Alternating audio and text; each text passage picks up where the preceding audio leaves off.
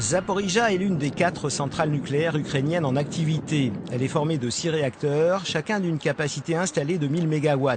La centrale a été construite à peu près en même temps que Tchernobyl, à l'ère soviétique donc. Le responsable de l'installation, Oleh Dudar, est arrivé ici en 1986, l'année de la catastrophe. Ce qui est arrivé à Tchernobyl ne peut pas se produire ici, parce que nous avons un autre type de réacteur et aussi parce qu'il y a une enceinte de confinement. Celle-ci empêcherait des substances radioactives de s'échapper en cas de problème, tandis que Tchernobyl ne disposait que d'un renforcement de la structure, qui s'est avéré incapable d'éviter les rejets radioactifs dans l'atmosphère. Les enceintes de confinement, ce sont des dômes rouges et gris qui coiffent chaque réacteur. Ils sont présumés pouvoir supporter la chute d'un avion et un tremblement de terre de degré 7 sur l'échelle de Richter. Ceci peut expliquer pourquoi, lorsque le conflit a éclaté dans l'est de l'Ukraine, à seulement 300 km, il n'y a pas eu de panique chez les travailleurs de la centrale.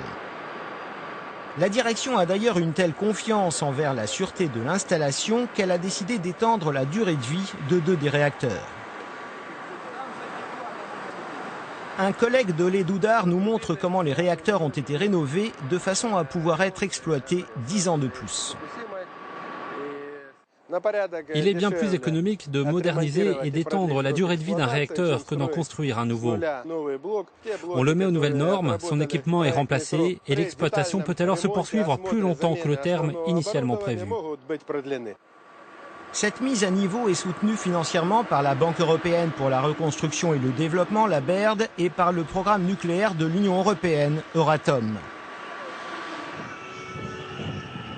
Mais à Kiev, les écologistes émettent des doutes sur la qualité de la rénovation des réacteurs. Ils se demandent si elle respecte effectivement les meilleures normes de sûreté, comme le prétend le gouvernement.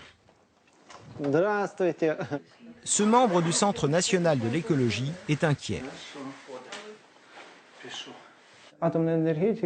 L'énergie nucléaire ne peut pas vraiment être sécurisée en raison des risques technologiques qu'elle porte.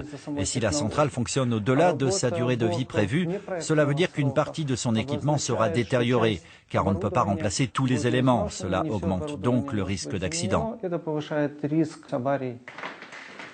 Il doute également de la sécurité de l'installation en cas de conflit militaire. À l'époque des études sur les conséquences du crash d'un avion, on avait une certaine perception des dégâts que pourrait causer un appareil. Mais depuis, le monde a changé et il y a maintenant des Boeing qui effectuent des liaisons intercontinentales. Et puis il y a 15 ans, on n'avait pas envisagé le risque de conflit militaire. Maintenant, c'est un problème réel. Tchernobyl, 30 ans après, reste une menace pour l'Europe.